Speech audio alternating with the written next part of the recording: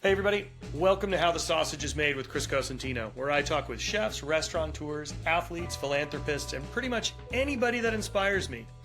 We look below the surface, behind the curtain, and dig deep into how these people got to where they are today. Wins, losses, and everything in between. All right, everybody, next up, we have Chef Philip Tessier. I'm beyond excited. The executive chef and partner of Press in Napa Valley, Bocuse d'Or competitor, has really done some incredible things.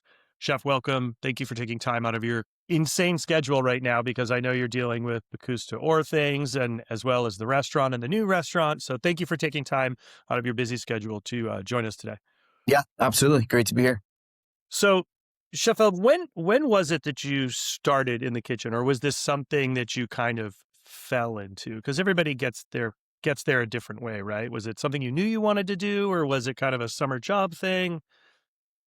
Yeah, no, I mean, I think everyone's got, a pretty diverse story, but I think for me, I certainly didn't grow up, smelling the garlic on my grandmother's stove. So, I think I had a kind of a unusual interest in food at a young age, but I, I wouldn't say it was ever like clear moments until like looking back. It was like, why did I think that the field trip to the teppanyaki place was like the most amazing thing in the world, and things like this. But, really, I kind of got into it by chance in some ways, just in terms of I started cooking at home. I started cooking for my family. My mom got off late and she would watch TV on Saturday mornings sometimes. And, we didn't get to watch a lot of TV as kids in our family. So whatever was on, we were all sitting there watching it, whether that was like the Lone Ranger back in the days. Now I'm dating myself, but or, it was Jacques Pepin or Julia Child. And so, I think probably subconsciously absorbed a lot of that and always found it entertaining and interesting. And then, when I was kind of early teens, like 13, 14, started cooking at home,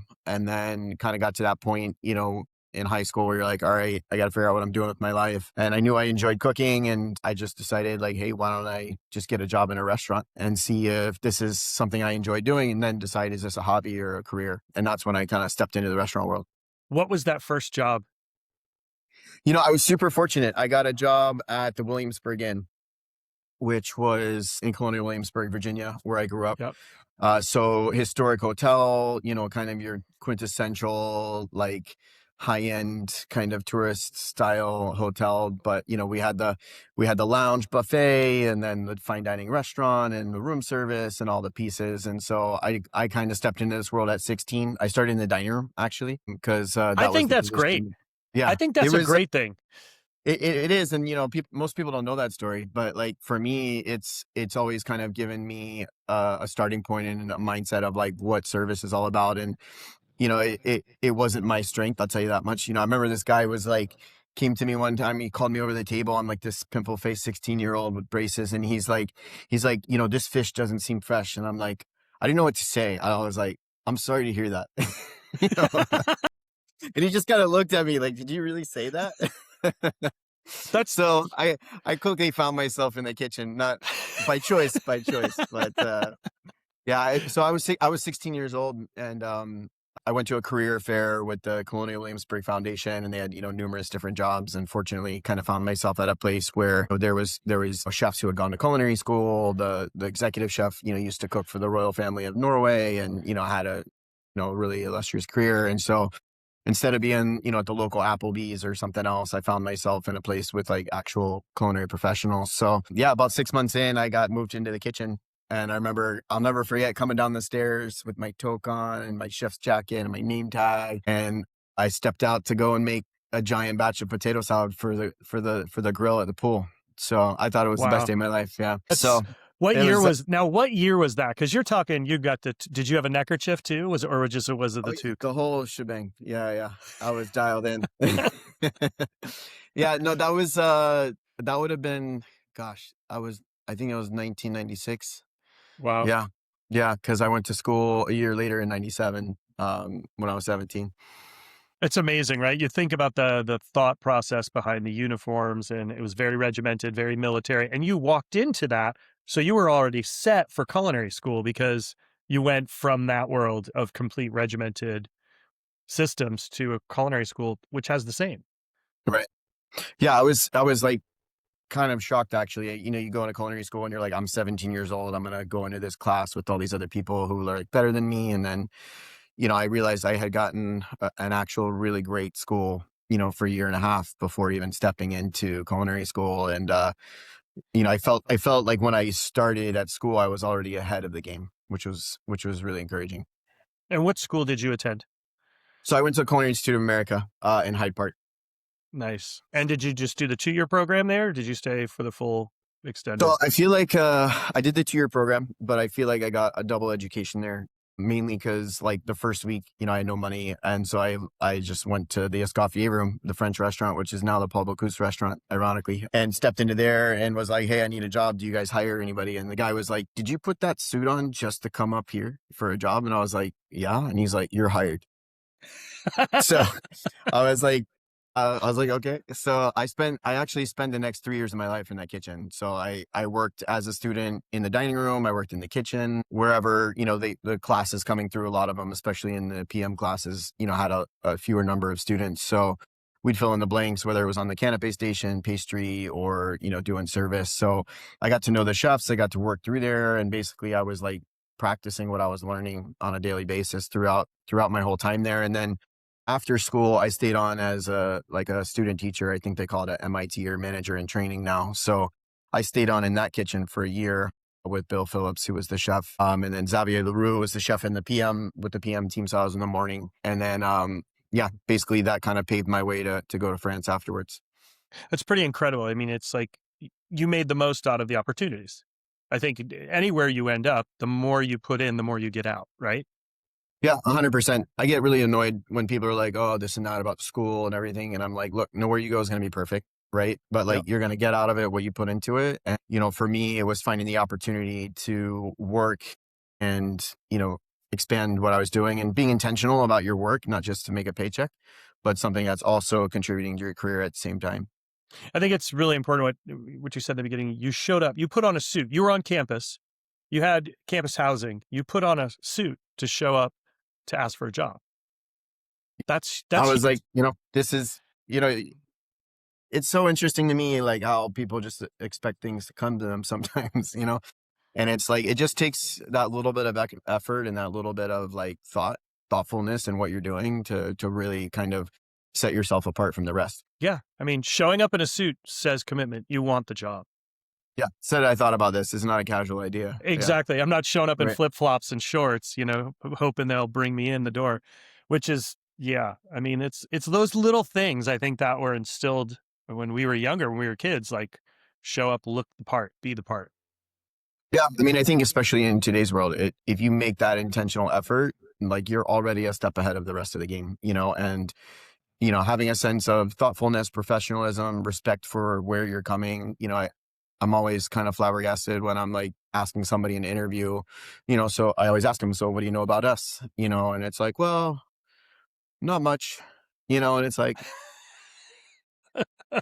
so it just kind of is an indicator of, depending on who the kid is and, how old they are, but, and where they're coming from to some degree. But, if they're, that kind of shows you the thought they're going to put into the work they're going to do going forward. Yeah, do the research. If you really want the job, do the research and know what you're walking into. Yeah, and if you're coming in and you're like, "Hey, actually, I looked at your website. I've heard about you. I know your book. And by the way, it's a great way to get a job is like I read your book. So." Yeah. But for me, it's really the opportunity to change direction with kids who think I can't get. This is the other side of the coin is so many people think they can't get a job here. Right. We're right down the street from the Culinary Institute of America, Greystone campus. And the amount of kids who are like nervous to come down here, don't Yeah. think they're good enough. And it's like, we teach anybody, this is an amazing restaurant for education and growth. And so, part of the goal on our side is to connect the dots. But, I think just taking the initiative and stepping in and asking the question, is a big part of just showing up. Yeah, for sure. I mean, that's Yeah. a huge deal.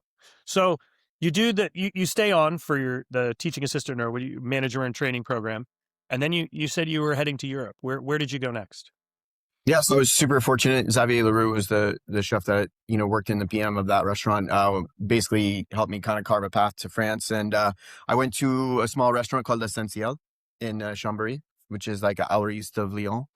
So I went there, didn't speak French, kind of got off the train, couldn't find the restaurant. Turns out it was across the street. It's probably the most exciting and terrifying thing I've ever done was just go to a country with foreign language and like and like am I good enough for this too? And so fortunately I went there. Nobody spoke English. There was one other American. I lived in a house we called the Chateau. There was two French guys, two American guys, there was two Belgian dudes and, two French or two Japanese guys. And so we all walked to work every day. Eventually a car showed up and we drove and then the car disappeared. So, you were just kind of rolling the punches. I didn't get paid for 6 months, but I also didn't have any bills. So for me, it was like the simplest life I've ever lived. It was probably the best time of my life, to be honest, just because I was there doing the thing I love to do, learning the language, learning the culture, discovering every day was a discovery, and so I loved it. It was great. I spent 3 months there and then I went to the south of France for 3 months to Roger Verger's restaurant, Moulin de Mougin.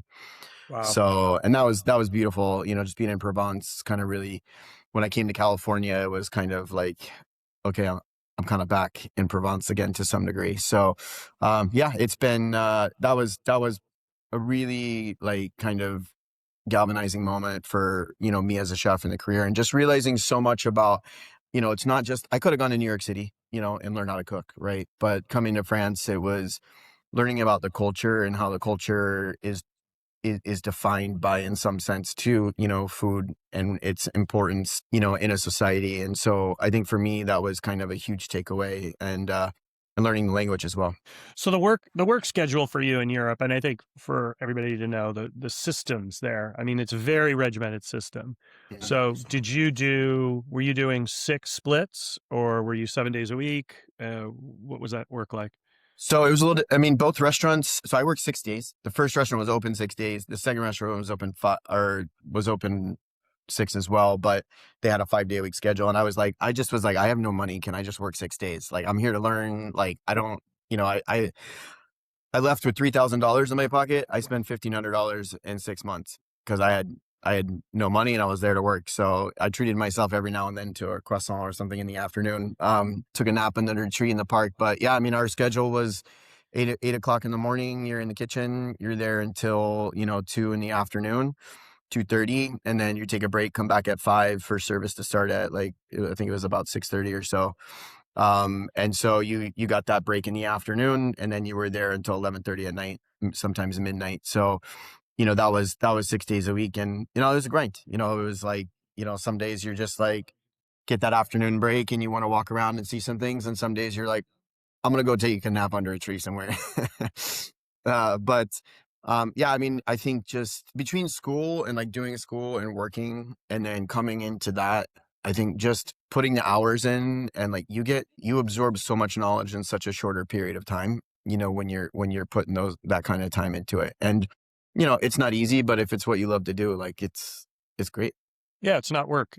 It's work, but it's not work, right? Especially Correct. when you're growing and at that point, you're a sponge. You are a giant sponge at that age, right? And Yeah. you want it, and you're going to get every drop that you can out of the experience.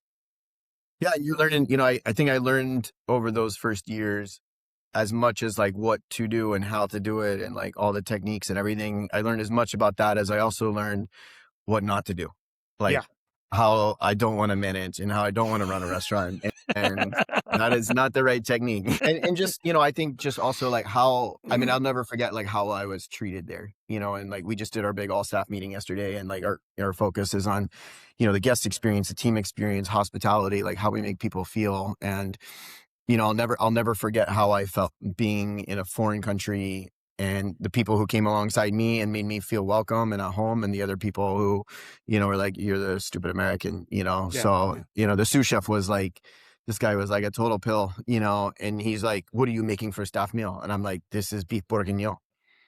And he's like, did you sanger with flour? And I'm like, no. this is California beef. You just learn to kind of like how you got to kind of stand up for yourself a little bit, but do it in a way that's not offensive and humorous, and just, but like, I'm like, he's like trying to find a thing, To out of pick at what you. I'm doing that's not right, and Yeah. I'm like, so yeah, it was great. Like I loved it. I came back, to New York City, and I think that, when people see on your resume that you went at a young age somewhere, figured it out on your own, got there, like it says a lot about your commitment to what you're doing. Well, I mean, you took a chance at a young age to move to a foreign country. You didn't speak the language. You didn't get paid because you wanted to grow. And that's leaps and bounds when people see that. I mean, you give up to get, is what I like to call it, right? You give up things to get things. And you gained knowledge, experience, and basically you just gained mad street cred because you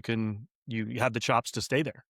And most people Yeah. can't. I mean, that's hard for a lot of people to take on that challenge. I wish I had gone to Europe. I'm so bummed I never did until Yeah. I was much older. I didn't have the financial means or the opportunity to do that, and I still to this day regret that. Not trying to make that opportunity happen. Unfortunately, it's much harder now, with the Oh way yeah, visa structures are and everything else. So, that's a piece to still figure out in the future. But yeah. yeah, You it need was work great. visas now. You didn't need them back then. I think we were supposed to have some, but there was it was a lot easier to fly below the radar It back in those was. days. Yeah. You could Nowadays, fly with a knife set, and they wouldn't search your yeah. luggage. I Like, think I think the chef paid like 4 people out of like 12 in the wow. kitchen. So he was doing great. Yeah, Yeah. his labor costs were spectacular, I'm Yeah, you get a sure. bunch of idiots like me. It was like whatever you need. Yeah, So it you're was. so you head back to New York. What was your first opportunity once you got back to New York, and Yes, where were you looking? My roommate from school, Eric, he had kind of graduated and then had gotten a job at Le Bernardin. And Wow. so I basically kind of reached out to him and I was like, hey, love to come in and stage, like see if this is the next step. I was always kind of grew up in a smaller town, loved the outdoors. So like New York was like, I don't know, but I was dating my future wife at the time. She was in the baking and pastry program at CIA still. So I was like, okay, well, if I'm in New York, I'm a train right away, and this would be a great next step for me. I have a friend there that we can find an apartment together, that kind of thing. So I went into Le Bernardin and basically looked for a position with them. Coming from France, speaking French to a French chef who probably struggled. I mean, they struggle to find people always, just like today. But so I got a job there, and I started on the canapé station. I would think I had just turned 21, and yeah, that was the beginning of that was the beginning of the next 3 years. So you stayed at Le Bernardin for 3 years. Yeah, I basically, I don't know if it was intentional in the beginning, but over time it kind of felt that way. That I just felt like I felt 3 years was the right amount of time to be in any restaurant. And so that was kind of the cadence of the next really 12 years of my life. But I think that's important. Like, you gave yourself a time that you felt was respectful and appropriate for yourself and of course your employer, because you wanted to learn and get the most out of every job, not a hop skip, a hop skip. And I think that's important. I think staying places, having longevity in a place gives you more opportunity to learn while you're there. Yeah, I mean, I have a shift party here recently, and we had a conversation. He's like, "Oh, I'm gonna go here, and then I'm gonna go there, and I'm gonna go there," and I'm like, "Let's just slow down for a second." I'm like, "What's the big picture? Like, what's the goal?" And he's like, "I want to do Bocuse d'Or in 2029 or 2031," and I was like, "Okay, well, that's a very clear goal, and like, there's a very clear path to that, and you can jump around and you'll see a lot." But to like really develop and understand the like philosophy and the culture and everything behind a restaurant, like you don't get that in a year. Like you'll go through 2 or 3 stations, maybe 5, maybe you're amazing and you went all the way through, right? But even then it's, what's it like to be a manager? What's it like to set the standard? What's it like to like feel the weight and responsibility of everything? And then it's also like, how are you a part of the future of that location too? So, I spent 2 years working through the line. And then, in the last 6, 8 months there, I approached them and I was like, look, I want to work somewhere else in the city before I leave. I knew I wasn't probably going to settle down in the city. And so I knew Thomas Keller was opening per se. that January. And so I told them, I'm like, I'm interested in pursuing this. And they're like, well, let's make you a sous chef now. And then we know you're going to leave. Normally they required a year, but they had the need. So I stepped into a sous chef role. I think I was 23 at the time. And then, kind of graduated, I mean, it was the only reason I was able to be a sous chef there was because I'd been there for that 10 year. And so I was there as a sous chef for the last 6 months, before stepping out to be a part of the opening team at Per Se. What was that like working at Le Bernardin? Because I mean, it's very calm, right? Hyper professional. Most days. Most Depends. days. But like you said, it's about treating people properly, right? Yeah. There's the tasting protocols for every sauce, every day. Everything is systematic, right? Yeah. To continue with the goal of excellence. And I think you had trained in Europe, you went to Verger, you're on this consistent path here.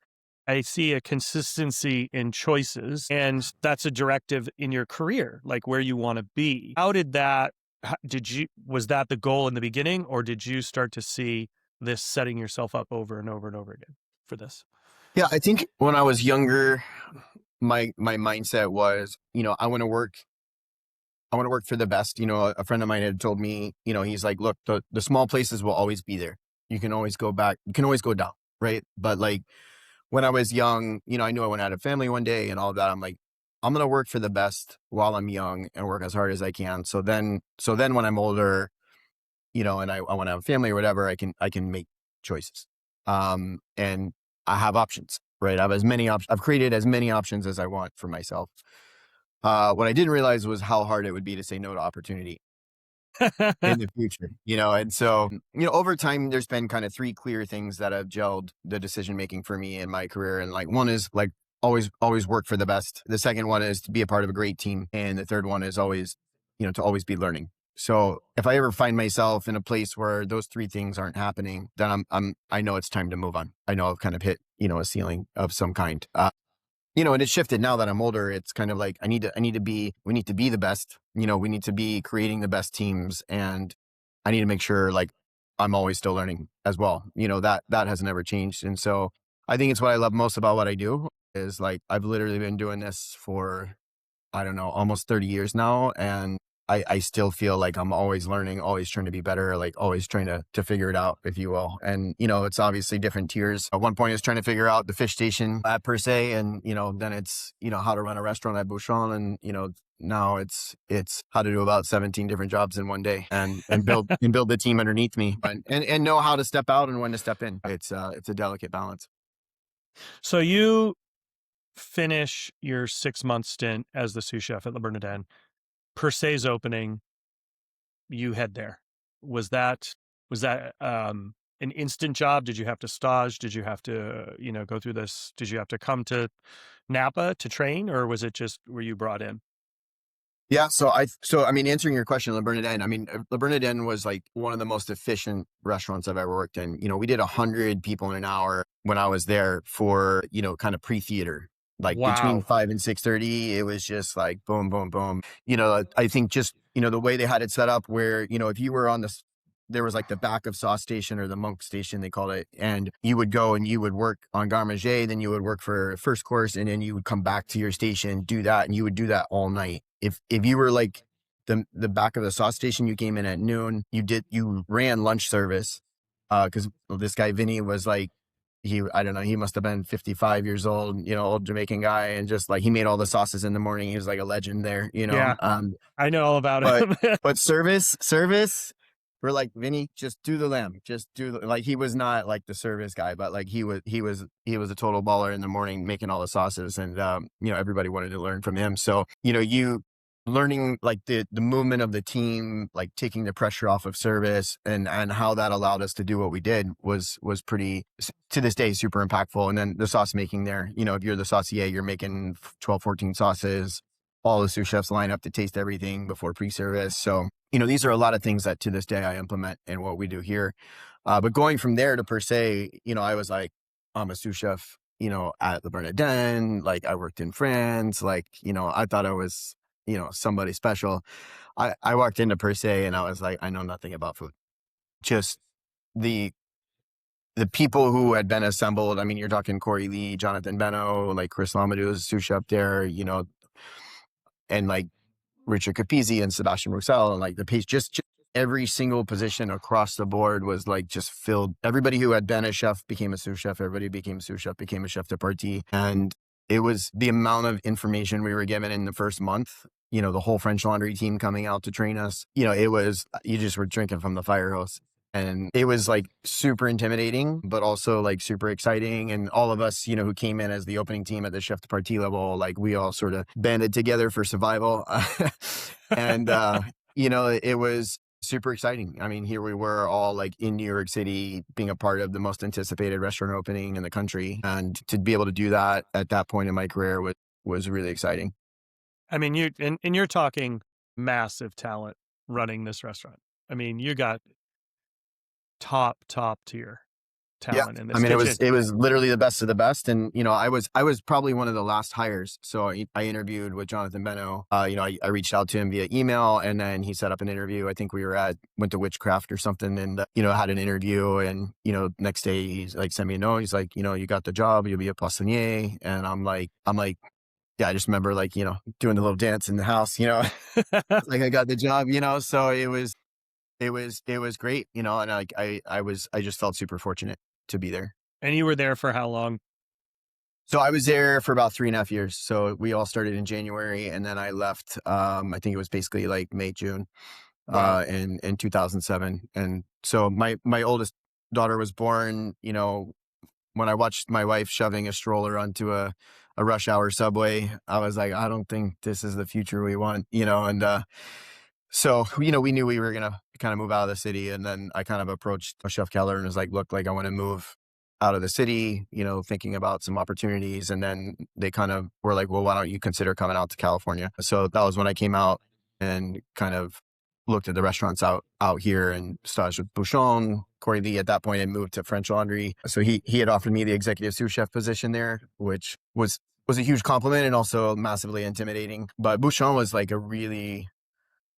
looking back, it was kind of a really interesting decision for me. I mean, predominantly, if I'm being honest, the main reason I went there was to stay married. The grind, the schedule, the lack of any sort of control over your life, working at those levels of restaurants is really, really challenging. And, I think I was just at a point where like, I need a different path for a moment, after kind of 7 years in New York. And so Bouchon was right at the cusp of like a whole remodel of the restaurant. I went out there and like, I'm not going to lie, I spent a day at Bouchon back in, I think it was 2007 or 6. And I was like, I don't know how this is a Thomas Keller restaurant. It was like, it was just the kitchen was supposed to have been remodeled for years. And like, it had just gotten delayed. And like, you couldn't boil water in the stove. The roof leaked when it rained. You had to have a sheet tray pitching the water over the rationale instead of into the fryer. Oof. The stove on Garmager didn't work. He'd probably hate that I'm saying all this, but anyways, it's much better now.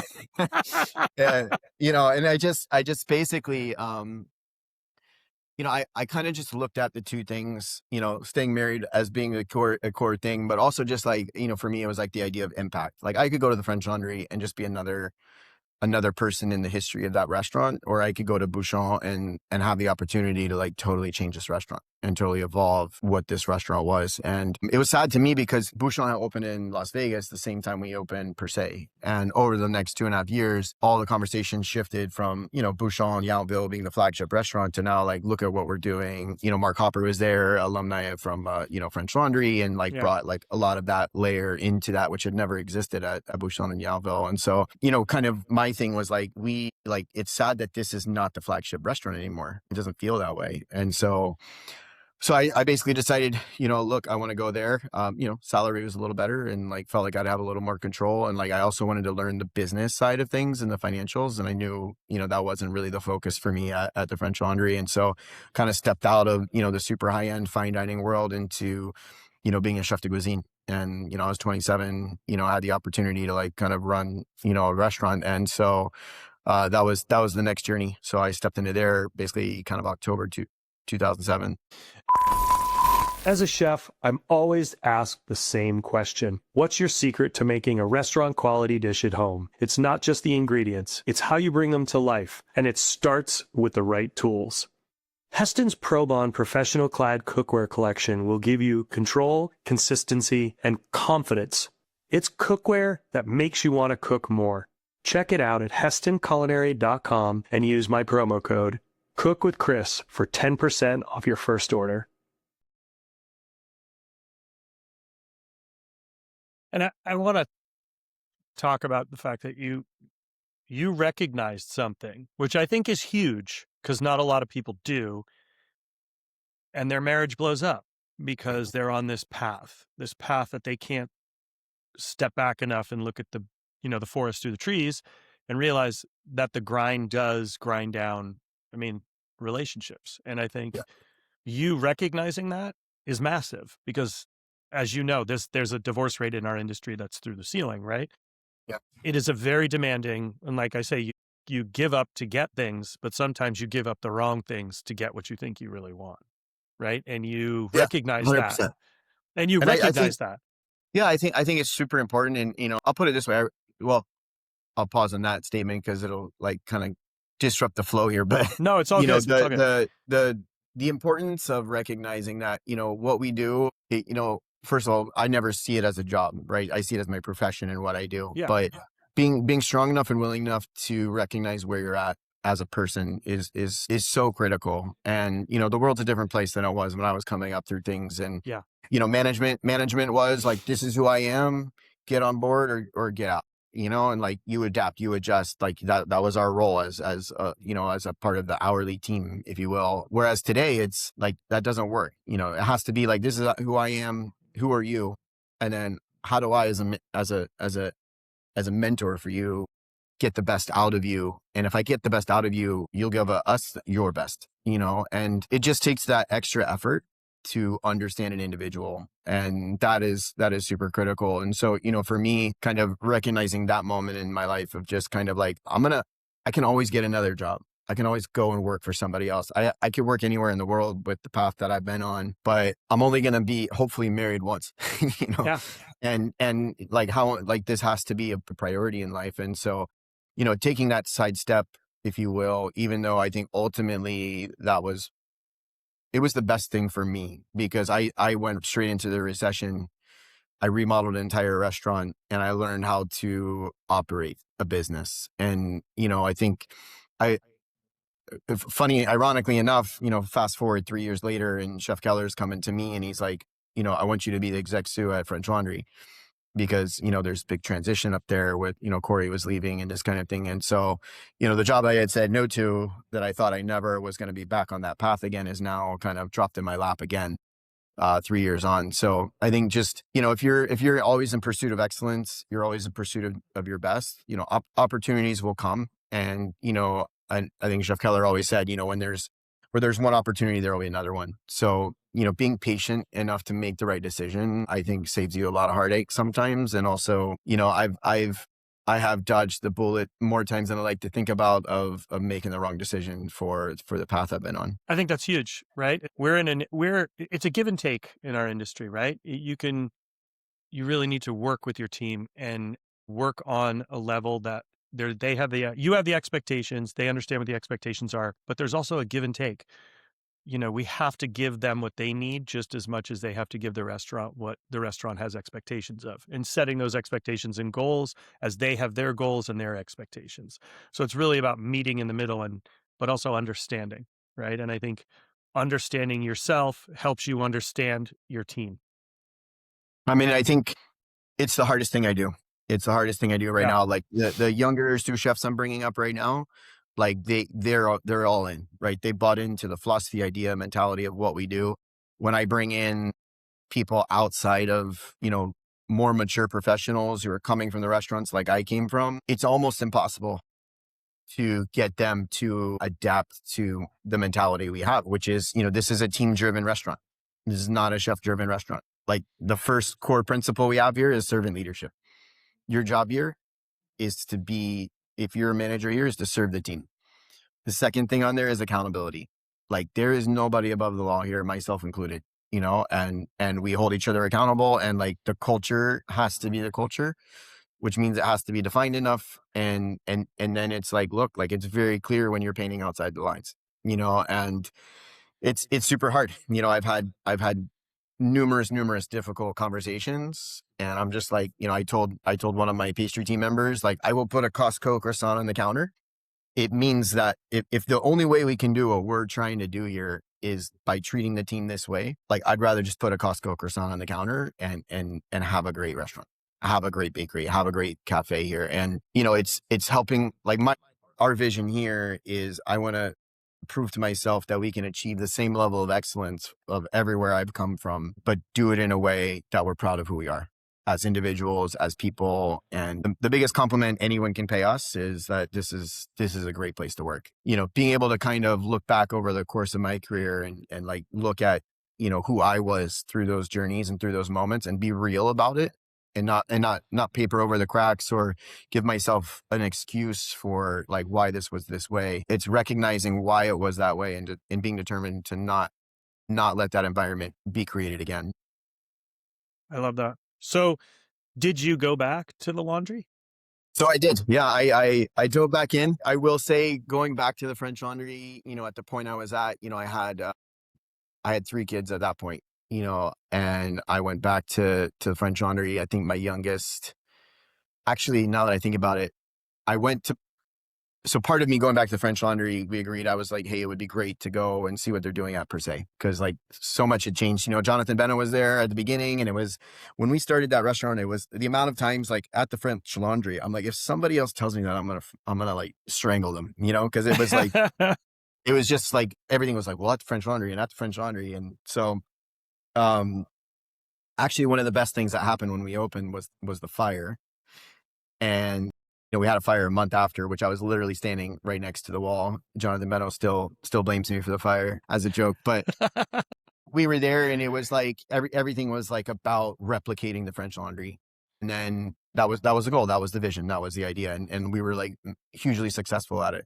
But eventually that restaurant needed to create its own identity. Yeah. So, Eli Jaime had taken over as the chef. Matt Orlando was there. I mean, it was amazing. Daniel Calvera was there from Cezanne in Tokyo. And, again, just amazing team coming through the ranks. But, I went back, and it was like everything was different. Like molecular gastronomy was all a thing now. And I was like, are we allowed to do this here? But it was great because I went back there. But, my youngest was 6 weeks old.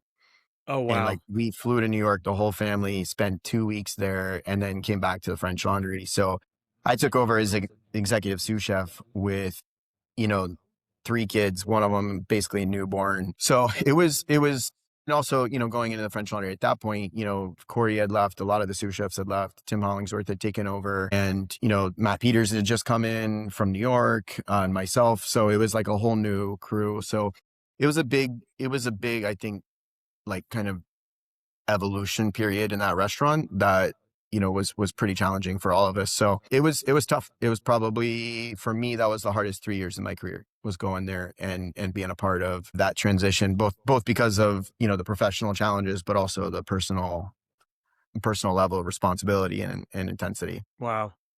So 3 years at the laundry. Yeah. It's the 3-year cycle, The 3-year cycle. Yeah. And you decide you want to go.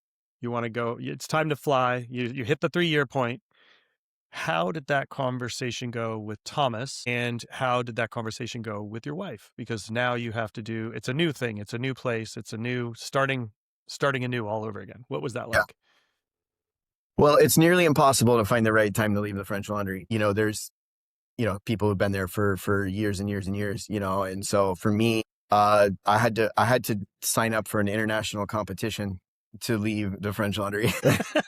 So I was like, well, this is one way to get there. No, in I guess it was 2013, I went to go be a part of a dinner that we did they have this Grand Chef's dinner every year at Bocuse. So first night of the competition, everybody comes, and there's this huge dinner. I think there's like 250 Michelin stars in one room. Privileged to be a part of this dinner, of being part of the Bocuse world. But I went there initially to be a part of a team from Per Se and French Laundry. It was myself, Devin Nell, Eli Jaime, Chef Keller's brother, and Chef. So we went and we did a course for that dinner. Elaine Ducasse was doing 2 courses. We were doing a course for that. And so we did this dinner. It was like this amazing experience. We were cooking in the Paul Bocuse catering hall right down the street from the restaurant. He would come by and check on us and make sure we were fed. And, I remember the chef was there. This guy, Serge, he was such a awesome dude. We used to work with Danielle back in the day. And, the last day we were there, like he's feeding us these lunches and I'm like, Serge, can we just get like something a little small, like maybe a sandwich? And he's like, yeah. We sat down to beef rossini with foie gras, pâté, and like creme brulee for dessert with wine. I think he was making a point of like, when you're in France, you're going to eat like French people.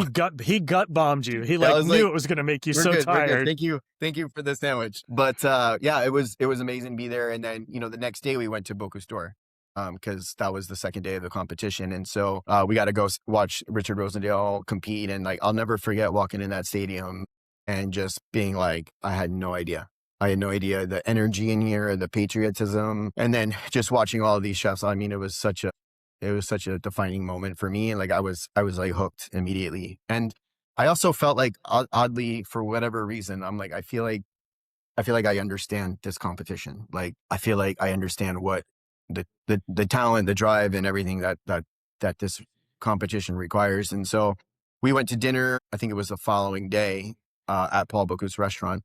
And they had just, put all the new names in the front of the restaurant because they engrave every chef who has won, bronze, silver, gold in their country. And I just remember seeing the empty spaces for 2015 that were there. And I was like, USA needs to be here. And I just remember running my foot over the empty square. And I'm like, it was kind of that moment where I was like, I think I need to do this thing. And so I talked to my wife. I don't know what she thought I was signing up for exactly, but she was like, okay, And so I approached Chef Keller and I was like, look, I think I really want to do this. I think I understand, that I think I have the skills. I don't know how to compete or do a competition. I've never competed in anything. And so that was kind of the first steps into that opportunity, was going there, seeing all of that kind of coming to life, and then kind of going down the path of applying. And how was that? I mean, it's an incredible amount of training, workload. It's a lot. I'm aware of it from afar. Trust me. Yeah. I cook like a caveman. I'm definitely not the one to be in your shoes. Yeah. No, I think, so, I mean, first of all, it was multiple things. I mean, there's one thing to be like, hey, I think I want to do this. Another thing, I'm like, okay, I'm applying for this. Like, this is potentially going to get real.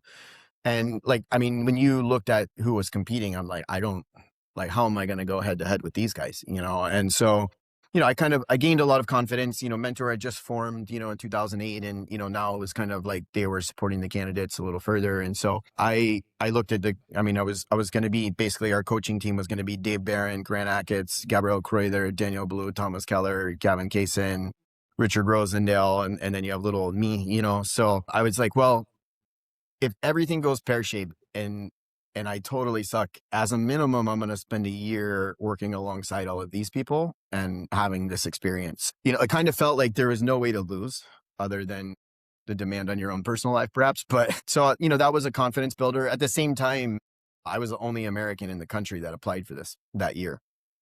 So really, yeah. So it was never a story that was really told. Because, they had formed Mentor in 2008. Tim Hollingsworth had competed. It was like, oh, he only had about 5 months to train. We're just getting started. And then James Kent came in and, it was kind of like, we're still figuring it out. And like, he's still working full time at 11 Madison Park. And then Richard Rosendale came and it was like, okay, we got the ultimate competitor. We've been doing this for a few years.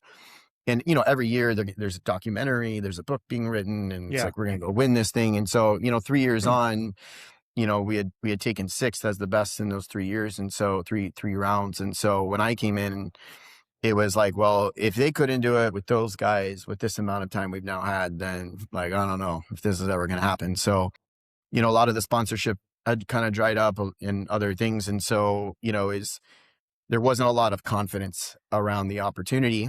And so that was, to me, also a knock in the confidence for me, is like, well, if I'm the only guy applying for this, maybe we don't have a chance at this, So, there was no U.S. competition. And back then there was no continental selection because the U.S. team just kind of, and Canada just went straight to the final, which they've since changed after we won. but they're like, this isn't fair. These guys should do it, which I think is great because it gives us another round to kind of experience Practice. the competition venue. But I mean, I basically got selected for this by default, I suppose you could say. And then, the downside for me was like, I never competed in anything. So, I mean, when we competed in the final in 2015, that was the first time I'd really ever competed in anything, since I was 18. So, but yeah, I mean, we got selected and then, we jumped into the year. I mean, Richard Rosendale and the team, Dave Barron and Gavin, like it was just, kind of like trying to pick everybody's brain. And, I think the person who had the most impact with me throughout that year was Martin Kastner from Crucial Detail. So, he's kind of the genius behind all of the Alinea pieces in the beginning and the squid and the pillow and all of those things. He basically designed the Alinea cookbook and, he's a master problem solver and a creative mind. And, we kind of joined forces for sort of initially just the platter design. And then like, as we began working, realized the potential for, shaping all of the tools and efficiency of what we were doing. And so, he spent about 3,000 hours that year alongside me developing this whole Wow. program. And so everything was really intimately done together. So he challenged me in ways I've never thought I'd be challenged, just thinking differently, abstractly. And I think it totally changed the way I think about food, working alongside him. That's incredible. What was that experience like going to compete? Well, one, it's your first competition ever. Yeah. Being on that, I mean, it's literally, it's the fucking culinary Olympics. You got flags, you got screaming, you've got yelling. People are so excited for everybody that's competing. Is it dead silent in that room when you're working, or is it loud and like, what is it like? Well, I can tell you this, I've never had an experience like that before since then. And we came in and it was like, I think that experience to me, like, through COVID, everything else, whatever happens in life, like I always look back at those moments building up to that whole competition and all the things that happened. And it's like, okay, we did that. We can do anything else, and, I think it was, first of all, super, super challenging, like all the logistics, all my stuff got stuck in customs for 3 days. We had shipped all this food and we were opening boxes of like rotten stuff. And, we had a plan to like send backups from French Laundry and other things, but it was like, wow, this might not happen at all. And so you have all of these kinds of things going on in the peripheral. But yeah, I mean, for me, we didn't know what the feeling was going to be going in there. Like we had no, like, was Skyler, my kumi, was he going to just like fall apart? Like, we had no track record of history of like, okay, like when we step into this kind of, environment, like we know how to perform. So there's a lot of question marks in the very back of our heads. But, one of the things we had done really well was I knew competition was not my forte, right? And so we overtrained. Like I took Richard Rosendale's calendar and I moved everything up a month. So by the time we got there, like the meat platter, I think we had done like 32 times, Wow. and we were just like, we had pushed ourselves so hard. We didn't have a replica kitchen like they have today. So I actually made our team take everything out of the little kitchen we were training at next to French Laundry in like a residential house. We put everything in my Comey's pickup truck, brought it down to ad hoc, and then train in a totally different kitchen with different ovens, gas burners, no blast chiller, just to make it hard and make us adapt to it. So when we got there, we were just so excited. You work in a cave for a year. You don't get the like, your food is amazing. Oh, this was so delicious tonight. Like, you don't get any affirmation other than maybe a coach coming out and tasting your food that they haven't seen for a while. So you're finally there. You're like, we're finally going to show the world like what we've done. So I was actually really surprised at how, instead of like a nervous anxiousness, it was just, there was like this aura of excitement for both of us. And when I stepped into the kitchen, like I had such an adrenaline rush. I felt like I was going to like float off the ground. Like I was so fired up. I had to like literally calm myself down. So I've never done drugs, but I feel like that's about as close as you get in a legal way. You got in the flow. It sounds like you got in the flow. It's called the flow state. You just 100%. get in it and you prepared yourself for it. You did tons of work. You put yourself in harder situations than you knew would even exist to make sure that nothing could fail. You set yourself up for success. Yeah, 100%. And, for me, it was basically, um, we trained with techno music at full volume every time, like, 5.5 hours of techno music, just blasting at I full love that. volume. Like when that goes off, you're like, wow, that is quiet. And ironically, like we got to there, we started competing and it was dead silent because, you started like 8:30 in the morning. Like there's, my mom's in the crowd, that was about it. So, and it was like this calming, weird like moment where it was just our team. It felt like we were just back home. And, as soon as you start cooking, like muscle memory sets in and you're just getting after it. And it's really strange. Like, I never looked up. It's the opposite of tightrope walking where you don't look down. Like when you're competing, you just never look up, but you hear everything. You hear every conversation, you hear everything going on. And I mean, honestly, it was super fun. Like it was just like, this is amazing. We're here, we're doing this. And like, we were prepared. Like Skyler was a whole nother story of, trying to get a 21-year-old to like be ready to compete on the world stage. And he crushed it. Like I was super proud of him. And, coming through that experience, we knew we had done well. Like when our platter came up, the whole place went quiet. My mom was like, what happened? Like something's wrong, and I was like, it was just such a surprising, unexpected moment that when people like saw our platter, the design coming from the US also, who'd never done really anything of significance, that like, everybody was just like a hush, and it's what we've kind of come to define as like the X factor, in this piece is like, you can't just do good food and blend in with the rest. Like you have to be bold enough to do something different and set yourself apart. And so, yeah, it was amazing. It was exhausting. When you have an adrenaline rush for 6 hours straight, like you burn up a lot of fuel. So, but it was, I think the second day was the hardest because we competed on the day one. It's a 2-day competition and 12 teams each day. And so then we had to watch everybody compete over the next 12, the next 12 teams go through. So that day was a little excruciating, just sitting there wondering, were you good enough, watching everybody come up and like, are they going to be better than us? And so that was kind of the next day, and then just waiting for the award ceremony. Wow. And what was that like? What did that feel like? I think for me, it was, there's always this kind of conspiracy theory, like, oh, they're against us and all these kinds of things. And I just don't entertain that conversation anymore because yeah, there's politics everywhere and everybody says all the Scandinavian teams vote for each other and blah, blah, blah. And I'm like, look, like if you're the absolute best and it's so obvious, they can't not give it to you, like, maybe this or that. And so, I felt like we had been good enough to get on the podium. I had heard people in the crowd be like, oh, it's going to be the US, and like hearing that other people from other countries say that was like, okay, well, somebody else thinks that, not just me. So yeah, I remember we were there, like your heart's pounding, they're announcing all the things and, nobody knows this, but they have this like best meat prize, best fish prize. And like, if you win those, that means you're not on the podium. So, people are back home like, oh, they didn't win that. Like, oh, they didn't win that. Meanwhile, I'm like, thank God we didn't win that.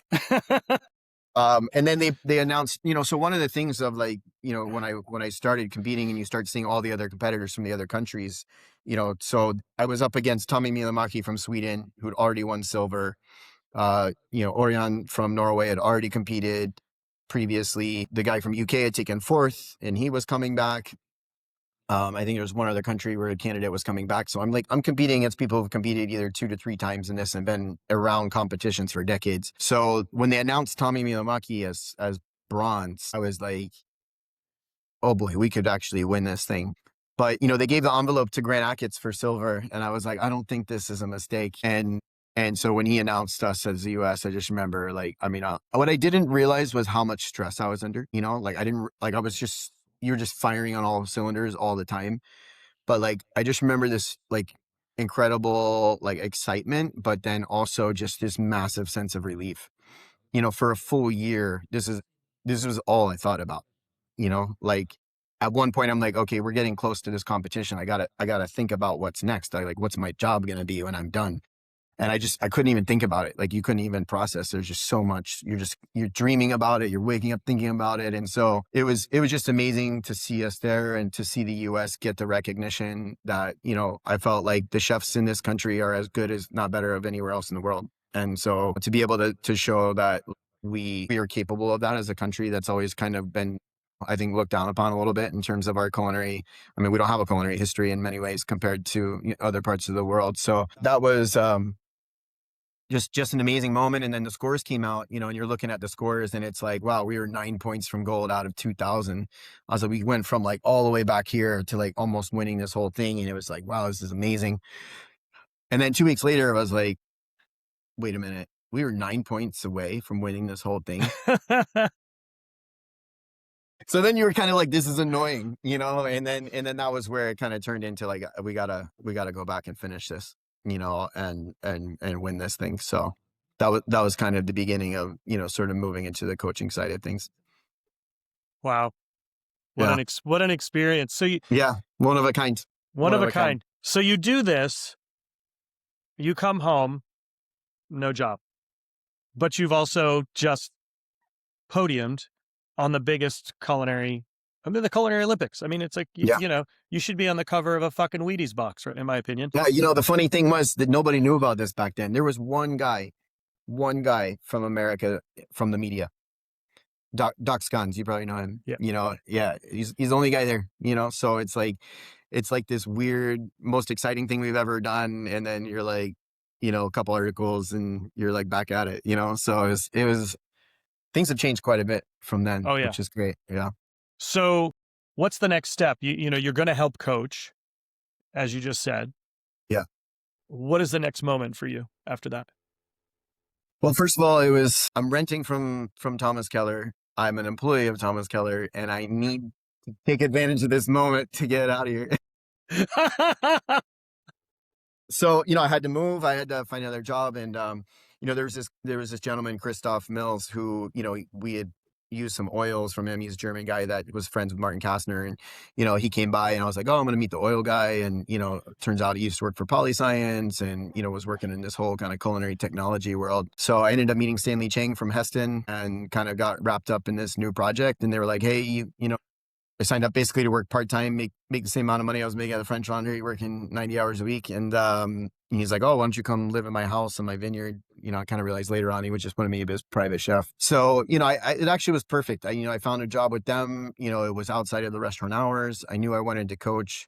So I was like, there's no way I can coach the team the way I want to coach the team, working full-time in a restaurant and doing all the things. So, it was kind of a simultaneous path of like, 3 things happened kind of over the next 6 months. One was, moving into Heston and kind of figuring out this new project that they were working on and kind of starting a new company with them basically under that umbrella. And then secondarily was, coaching the team and kind of being like, I mean, my goal from moving from candidate to coach, I could have come back and competed again, but the ultimate goal is winning this thing. And I was like, if I'm a coach here and I can find a candidate that's going to be super talented, I think we're going to have a much better chance together than me trying to do this again on my own. Things were just different in life for me at that point too. So I spent the next year basically working with Mentor, kind of, defining the training program, the competition program. I basically like went to every candidate, it was Matt Peters, Brian Lockwood, a few others, and kind of visiting them, giving them advice, coaching them along. I was like, the first thing we need to do is have a really amazing US competition. And to this day, that was the best US selection we've ever had, in my opinion, was back in 2016. Or 15, after the competition. So yeah, basically you kind of do that. And then I had the benefit also at Heston of like building out this new kitchen space. And so we built a show kitchen for the Heston equipment that also somehow ended up being a perfect replica of the Bocuse d'Or kitchen space. Oh, interesting. What a surprise. So, I built this, how'd that happen? So, kind of just built it as like a just in case, maybe this is a place that they can come and like do an extra run at and that kind of thing. And then, it turns out that eventually became the full-time training kitchen, which was right next to where I was working on our project in the same building. But the third thing was kind of the idea of like writing a book about this story. And kind of the whole idea of where Chasing Bocuse came from was, I realized that nobody knew about this competition. Nobody knew what it feels like to be there. Nobody knows what the behind the scenes in. And I'm just like, this is such an extraordinary opportunity for someone to be able to do the thing you're most passionate about, to do it at the highest level in the world, and then to be able to do it for your country with the best chefs in the country surrounding you. Like, there is no other experience like this that I can think of. And it's such a rewarding and challenging experience. And, obviously I've seen teams since then, go and not come back with, obviously the awards that we received, but regardless, it's an amazing opportunity. And, I had past teams and team members work for me afterwards, and, but you go through the disappointment or, what you thought you should have had or what could have been different. But then everybody looks back at it the same way. It's like, what an extraordinary experience. So yeah. So, I mean, that was kind of 2015, 16, and then building into 17 when, Matt Peters was selected. And then we rebuilt the team. And then, coaching him, my goal was to take all the pressure off him I possibly could. All the design work with Martin, all of the menu books, the photo shoots, the being honest with the feedback, building the coaching structure in a way that, he had a lot more daily support versus kind of people coming in and out from other parts of the country, once a month if you were lucky. So, it was really about, I had 2 assistants with me start in October and we competed in January. We built a team where, we had a full-time assistant, one of my previous assistants with Matt, who had been a sous chef at French Laundry since then, as his like number 1 assistant for the rest of the year, along with eventually 5 other assistants. Wow. My guys trying to like rent cars in France and Lyon. We show up in 2017. We have like sponsored Mercedes, it's like, it was just, we came back with like just a totally different opportunity. I had shipped everything in boxes we had patched together with like tape and different pieces of cardboard to like ship, 16 boxes and racks and all this stuff via FedEx. We had a professional shipping company that moves, entertainment groups all over the world, take our whole pallet from here and drop it right in the kitchen there, 5 days later. And it was like, wow, this is like so many headaches disappeared. We had a training facility in Lyon and all those kinds of things. So, I just took it upon myself. Like, I want to coach this, next team and basically do all the things I wish I had, at some point and what I felt should have been the structure there. So yeah, that was the goal, and then the rest is history. So how did you go from that to press? Yeah. I think press was, I mentioned earlier, just having patience, right? Yeah. And avoiding some bad decisions. And then, the other part of that is sometimes you feel like you're in a bad situation. And, I think for me, it's all about vision. But, to answer your question, I went, Heston was going, we were launching this new product that came out in 2017. It was all super fun and cool when I was like in kind of the R&D stage. And yeah, we built this whole like induction burner, smart cooking system, app controlled. I mean, the technology is amazing. I think we were a little before our time with it. But, I think also doing a software based product with somebody who's a hardware manufacturer is not exactly the perfect fit. But, that I knew I wanted to open my own restaurant. I'd started pursuing that and I was looking at different locations, like almost signed one deal with one guy that kind of fell through. And then, I basically had kind of been in conversation with Daryl Bell, who was my chef de cuisine. I think you did a podcast with him recently. Yep. And, we were like, hey, let's do a restaurant together. Why don't you be the chef de cuisine? Let's go, find a space. And so I was really close to signing a deal at a space in Yountville. And in the meantime, I'm like, Heston was kind of coming to an end. I'm like, I need to find a job between here and that, I got 3 kids. Like, I can't just like, live off of whatever, small pennies I had left in savings. And so I basically, I had heard from our former CEO at TKRG that like, this restaurant Press was looking for people. I had never set foot in this restaurant. I've lived here for 12 years at that point. And so I come in and, it's rough.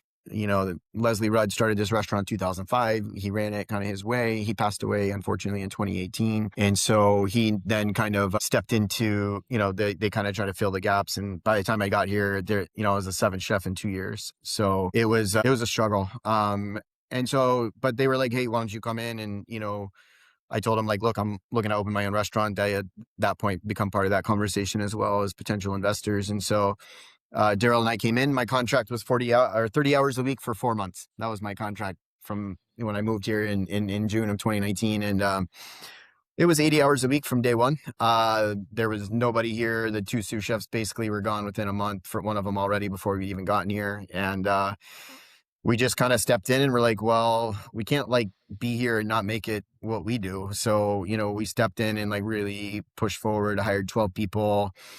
In, 2 months in, the restaurant that I was trying to get in Yountville fell through.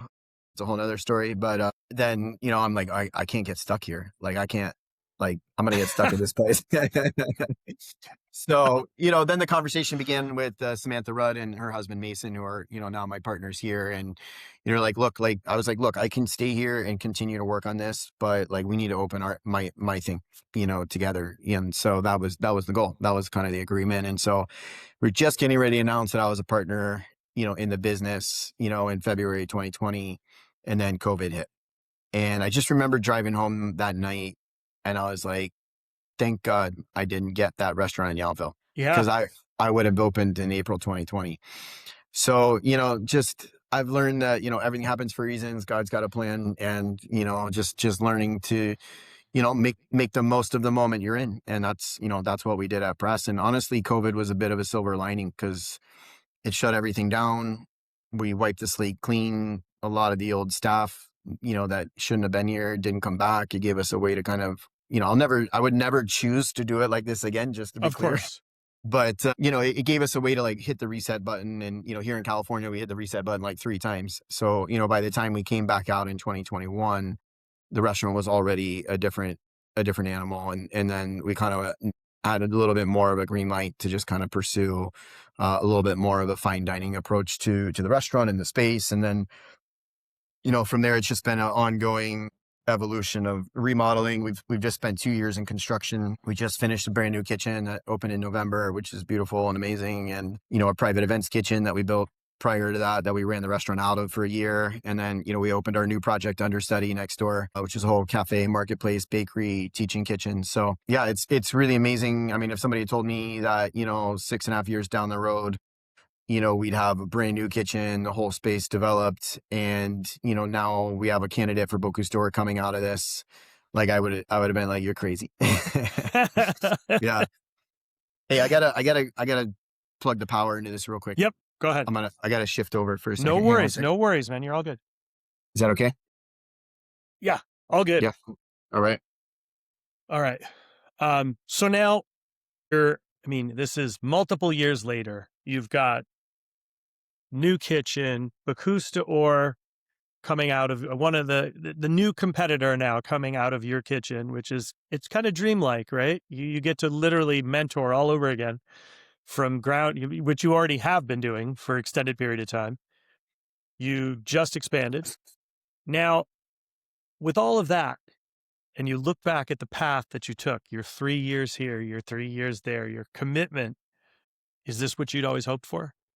Yeah, it's funny. You come across these like things on Instagram and it's like, we should be thankful and not complain about, having the life we'd always dreamed of, Yeah. Because there's days here where you're like, I'm sure it's similar for you, where you're just like, I can't believe this is my life, but like, it's also like, I can't believe this is my life, and it's hard, I think I mentioned earlier, one of the hardest things is knowing how to say no to opportunity and like find the balance in life. And, I've just decided like balance is not like, okay, we got to get the scales to be like this. It's like the pendulum's going to swing this way and you just got to make sure it swings back. And I think a lot of people forget the second half of that. And, that's where things fall apart sometimes for people. And, I think, if I'm not at work, I'm with my family. That's the balance for me. And, it's never feels like enough for anyone. I'm not at work enough. I'm not at home enough, all those kinds of things. And, we travel a lot for what we do. But, I think if somebody had told me when I was a young 17-year-old or 16-year-old, with my first day in the dining room, at the Williamsburg Inn, like I'd have this opportunity, I probably wouldn't have believed them. I wouldn't even know what they were talking about, to be honest.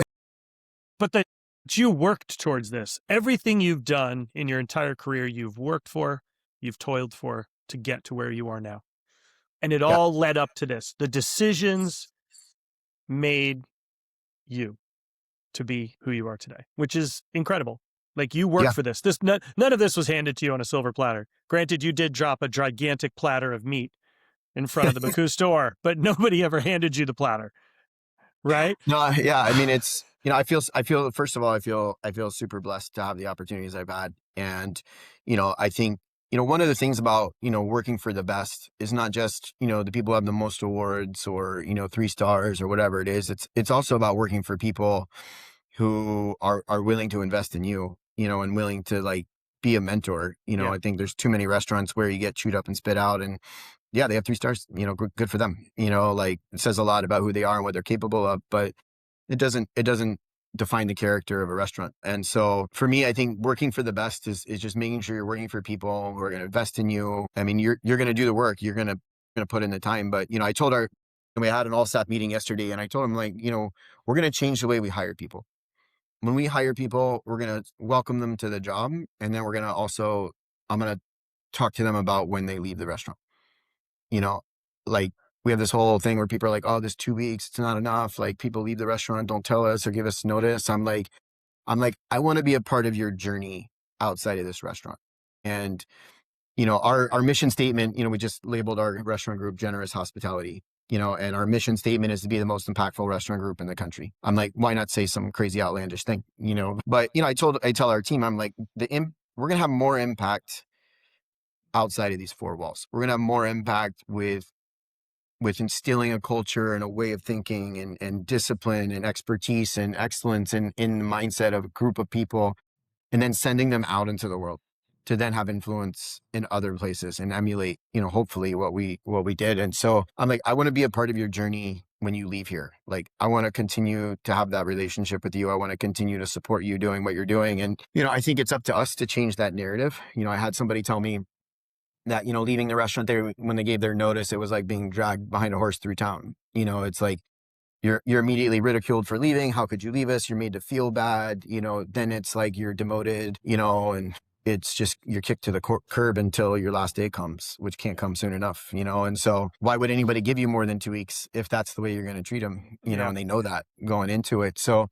I think it's up to us to change that culture. And, for me, we have a lot of amazing plans and things we want to do. And, I want to work to the full potential of our skill set here, but it's more important to me that we do it in a way that we're super proud of, and that the team can be like, we're a team, and with Vincenzo, now being the candidate for Bocuse d'Or, like I'm super excited for this team to be a part of that and to be alongside that and see the opportunity and see the challenge and help be a part of the challenge, so the challenging part is, where does the time come from for all these things? It's on me to build, that next generation below me and I think that's the hardest part for me now is, I love being in the kitchen. I love being in the team and in the mix. It keeps me young and, that kind of thing. But, if I'm there, it means someone else isn't getting that opportunity. So it's finding the balance of, allowing them to feel the pressure and grow, but also making sure that they feel supported and prepared for the challenge of doing so. What's your thought on perception versus reality on social media within our industry? Because as you know, there's a lot of images that are put up that, maybe professional stills, and guests come to the restaurant with expectations for it to look like that, and it never does. But also it's how much of it's hooey, how much of it's AI. We all know it's a necessity as a marketing tool, but it can also be a gigantic, huge time suck and FOMO creator for a Yeah. lot of people. I think, from a business perspective, I think social media is like absolutely imperative.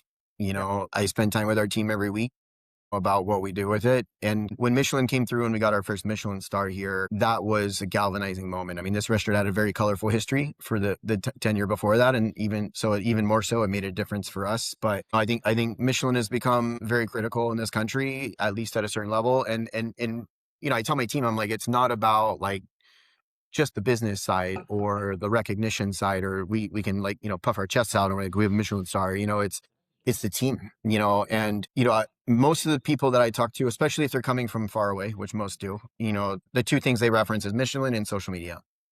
Social media is our way to show people who we are. I can't speak for other restaurants and what they do, but like, we never do food that's not the food on the menu the way it is on the menu. Like, I never want somebody to come in here and be like, well, that's not what they showed over here, and it's, so I tell my team, I'm like, we will never plate anything differently than what we do in the restaurant for a photo shoot. So this is the food, this is how we do it. Is it just right? Is it cold? Is it a cold piece of halibut? Maybe, but, obviously, but like those photos, they make a difference. People see that they're like, I want to learn how to do that. And Yeah. but I would say equally so. I mean, our focus going forward is on education, and how do we use that platform as a way to bring a layer of education. I think the education side of our industry is very difficult. I went to France for 6 months and I worked for free. And for me, I looked at it as like I'm basically getting a free education. You know, Yeah. it doesn't cost me anything. I don't have any debt when I come out of this. I barely scraped enough pennies by to survive. But, I mean, I landed on a bucket in an empty room with no money in my bank account in New York City. But I also was like, I can't believe I'm in New York working at the Bernadette, So, it's the education side is a big focus. But I mean, I think social media is critical. I just think if you are a young professional, like, don't trust everything you see on social media and do your research and find out what's really going on. But our challenge is to show via social media, via our other platforms, who we are as a restaurant and as a culture and as a team versus, just pretty photos. What's been your worst professional mistake? Well, that's a great question. I would say the worst professional mistake is what I referenced earlier of just the pendulum not swinging back. There's been a couple of times in my career where, it got stuck. I overcommitted. I prioritized the tasks and what I was doing and my own ego and agenda over what is truly most important. And for me, that's family, it's faith, it's who you are and your character. And so I would say that for anyone out there, like if you find yourself in a place where your character's being challenged by the decisions you're making and what you're doing, it's time to take a step back. And, I stepped out of, Heston honestly was great for me. Like it was a crazy time. Like I was doing the book and I was doing Heston and I was coaching the team, but it gave me like a break from being in the restaurants, and it changed my perspective. And when I came back to press, 4 years later, after doing Bocuse store and after, working at Heston, I was like, in a totally different mind space and headspace. And I was like fresh and excited and like ready to get back into it. And, fortunately, I've been able to carry that enthusiasm and momentum through to where we are today. So I would say never be afraid to take a break, and never, it doesn't mean you're selling out, maybe just take a step back, rethink things, and then, see where it leads. I think if I hadn't done those things along my path, I wouldn't be where I am today. What's been your most memorable meal? I'd have to say the most memorable meal was at Paul Bocuse's restaurant that day that I referenced, where we did the competition day before. We'd been working in, I had gone to Paul Bocuse's restaurant when I went to France when I was younger. So I worked for that 6 months, and afterwards we took a 2-week trip. And so it was myself and two of my friends from school, my eventual my roommate and another friend, and we drove to Lyon, and we didn't have enough money for a 95 euro truffle soup. At the time, it was, I don't know how many francs it was, 600 francs or something. But um I don't know, anybody who hasn't been to that property, there, it's like a museum. Like there is like full size, like history of like cuisine, and like there's a thing of like Julia Child and like Carême and all these people, and just showing how cuisine has evolved, which is, I mean, Paul Bocuse was the first celebrity chef. Like Yeah. he really was the first one to come from a restaurant and like focus on the media and the input of that. And I mean, he shaped what we do today. He's helped create your opportunities, and Yeah. when we think about it. And so, I fast forward now, here I am having dinner with Thomas Keller, Eli Jaime, chef's brother. And we go into the restaurant, we take a photo, we come out, and like we sit down, Eli and I sit down at the table, and chef wasn't there yet. And Paul Bocuse just comes and sits down. And like, we're like, do we say hi? Like, what do we, like, he just sat down, And so I tried to have a small conversation in French, and then chef came right after that. But like, to be in that restaurant with Paul Bocuse and Thomas, and like, I mean, I hadn't even gone into the whole competition side of it yet. And to like, it was like a full circle moment, and like a just kind of this whole like, is this real moment? So yeah, that was a pretty extraordinary experience for me, especially, kind of a dream come true. Is there anything you won't eat? Oh boy. Very, very few things. Yeah. I was once handed, I was on a, I was on a ranch with Snake River Farms doing a marketing thing with them. And, they were branding all the calves and castrating them at the same time. And, Cowboy turns around, he's like, "You're at one of these?" And I was like, "Can't say I haven't." He like takes the next one, puts it on this like muffler pipe that they were using to like heat the branding tool. Cook an And like oyster. Cook a Sears Rocky Mountain Sears oyster. a Rocky Mountain oyster on a no salt, nothing. He's like, "Here you go." I'm like, "All right." It's actually Wow. pretty good. I'm not gonna lie. No, they're delicious, but like Yeah. on a muffler, not really the Yeah. highlight So of I'm cleanliness. I'll put it this way, I'll try anything once. I'll try anything once. There's some Fair. things with like textures, things like that where I'm like, it could be a hard pass, but yeah, I'll try anything once. If you could eat with anyone, with us or gone, who would it be? I probably would want to sit down with a Scuffier if it was anybody. I think what you hear about him was that he was this, legendary chef, like had a legacy that still has an impact today, a century later. But he was also someone who in the kitchen was able to like have a calmness about them. And like, and people say like, you never heard him yell. Like if something was going on, he'd step out for a moment and come back. And so, I'm still trying to figure all that out. But, I just think, to be able to sit down and talk with him and that would be pretty awesome. So this next one is for me, and I'm sure you remember Food Arts and the Batterberries. They used to do a Yeah. thing called What Does the Guest Know? And this is my throwback to them. That section of the magazine where they would ask chefs about their biggest culinary flop, the dish they thought would win, and it tanked Yeah. incredibly.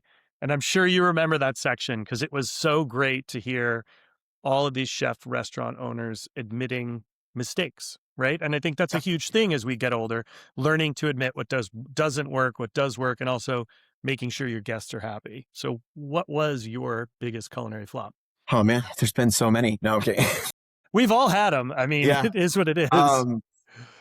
Yeah, I think, I think here at Press, for example, I we did this salmon dish once and, we had this halibut dish that's become pretty well known and like we wrap it in like alternating layers of green and yellow squash and, serve it with different things. And so I was like, we need to find like a winter version of this. And so I'm like, we're going to take butternut squash. We're going to slice it thin. I'm going to lay it out.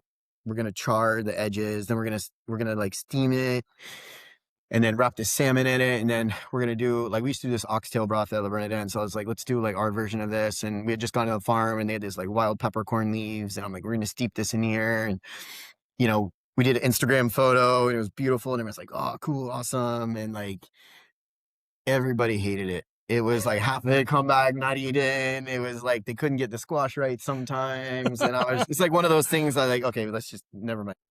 I think it was on for like a week.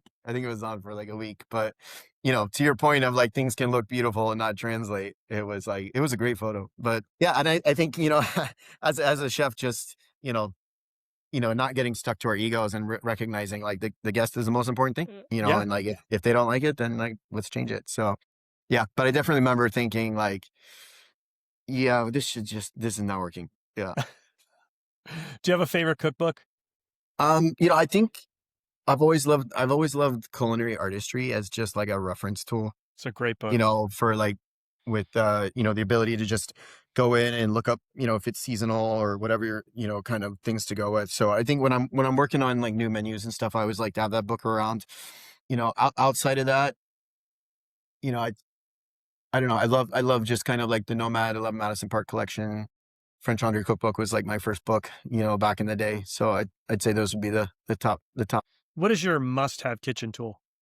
I mean, I think for chefs, we always kind of go to our knives, and Of things. course. I think I use like my slicer for everything. I don't know when I started doing this, but like I butcher fish, like all fish with the slicer. Like it's just always like when I'm using a smaller knife, it's never big enough. And then, so I have a collection of them that I use for different things. But yeah, I would say that like having like a super nice chef slicer for that, it feels good. If you have one piece of advice for a young cook, what would it be? Yeah, I mean, I package it into that three package deal where, it's really just, making sure that you're working for the best, you're working part of a great team and, make sure you're always learning. Those three things for me kind of really helped guide my path. Do you read your reviews or do you not read your reviews? Generally, I don't. I read the open table reviews because I feel like it's a different demographic than like the Yelp world and all that. I will go and read the Yelp reviews if I want to entertain myself. So for example, like I remember when I first came to press and I think we were here for like, it was like maybe our second year in, I was reading the reviews of my son and he was probably like 10 at the time. And it was like, one of the reviews was like, the swordfish in the freezer section at Trader Joe's is better than the swordfish here. And like, I read this to my son and I was like, we got to go try the swordfish at Trader Joe's. I was like, it must Wow. be amazing. So I mean, I think it's important to like, for me, I read the open table ones because sometimes, if I see something said multiple times, then I'm like, okay, like this Yeah. is, something we should pay attention to.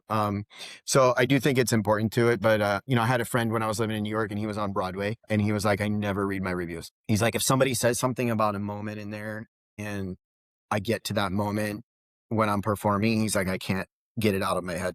That's a good point. Yeah. Right? Yeah. And I think it's, when we did this whole project with Heston and other things, I'm like, you have to believe in yourself. Like you have to have a listening ear and you have to be willing to change, but you also have to believe in yourself and have confidence enough. And I think if you're hung up on reviews and accolades and what everybody else is saying, like you won't make the right decisions for your business.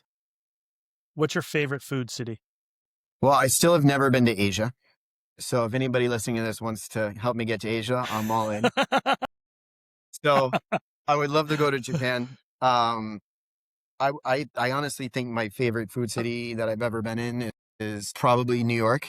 I think Copenhagen would probably be second, and then Madrid and Paris would be tied for third. Yeah, Madrid was super fun. Like just coming from the whole French, everything's like this to like the whole tapas world and all that. Like I loved it. It's actually influenced kind of what I do now in some ways. So yeah. Very cool. What is one question you always ask when you're hiring a new cook? Yeah, I think, one of there's multiples, but I think, one of the ones I always ask them, I ask them, I'm like, what's the big dream? Right? How far have you thought down the road about what you want?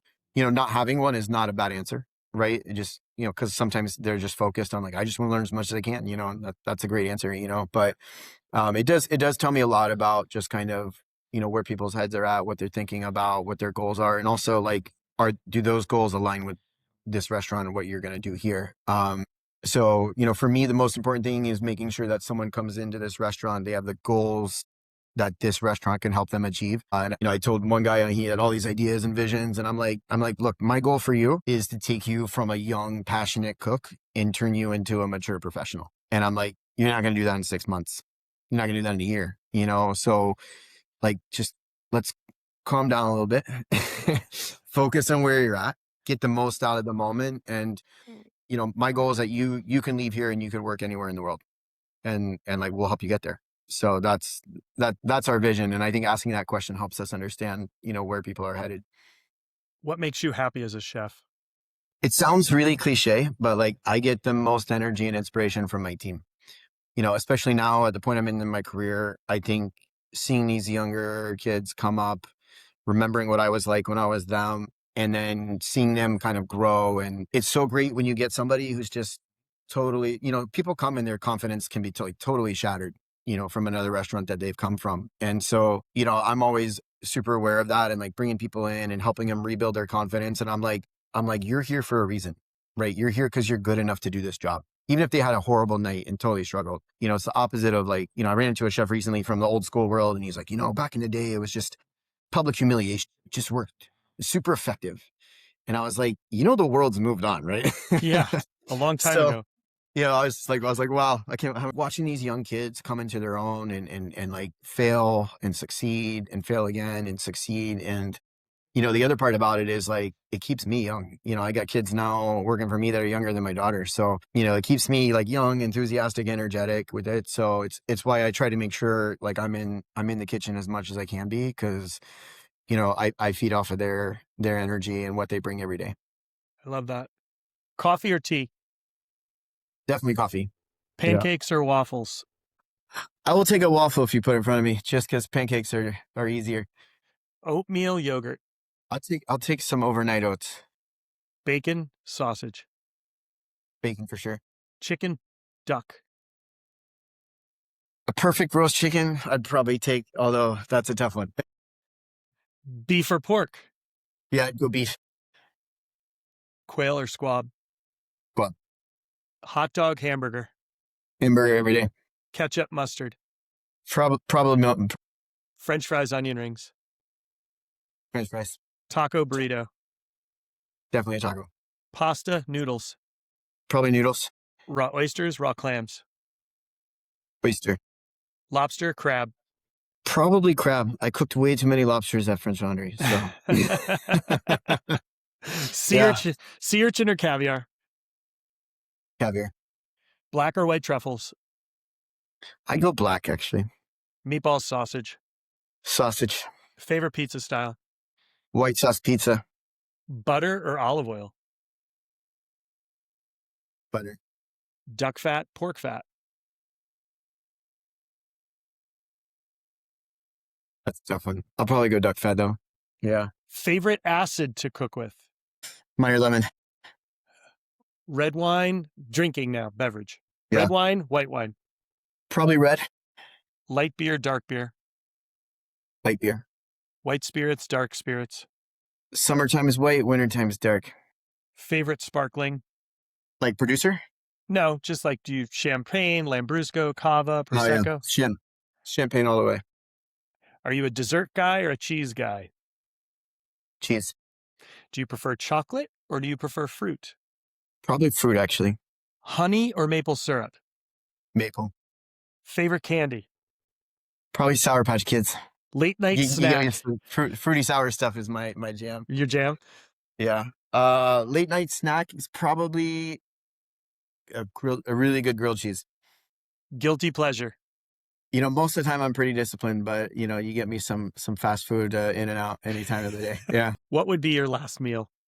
Last meal would be some kind of amazing fish with some fermented peppers, Meyer lemon. Yeah. I love it. Chef, if people want to find you on Instagram, what's the best way for them to keep up with what you're doing? Yeah, I mean on Instagram it's, you know, at Philip Tessier. You know, our business accounts is Press Napa Valley and understudy. I think with the dash in the middle. Yeah, we have our websites, but yeah, pretty easy to find people these days. Folks, if you're heading to Napa, this is a must go. The restaurant's iconic. Chef Philip is crushing it with his team. Always a beautiful service, beautiful food. You can't miss it. I'm telling you, like, go for a wine tasting, stop early, don't drink too late, so you show up in the right headspace to have an appropriately proper meal, and let them pair the wines for you. Because if you show up with too much tasting, you're not going to remember much. We all know what we call the 3 o'clock hour, right? We call them the 100%. red teeth. You show up and you're half in the bag. So show up properly, folks, because it will be an incredible experience. Chef Philip, thank you so much for taking time to share your story. I really appreciate it. Yeah, appreciate you, Chris. Thank you. See you soon. You're welcome. Thank you. Thanks for listening to How the Sausage is Made. If you've liked what you've heard today, please make sure to like and subscribe. And don't be afraid to tell your friends about it.